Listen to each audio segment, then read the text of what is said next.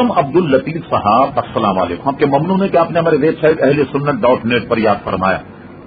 आपने फरमाया इंडिया में हमारी मस्जिद का पैसा बैंक में रहता है, क्या इस पर सूद लेना और इसे मस्जिद में इस्तेमाल करना जायज है?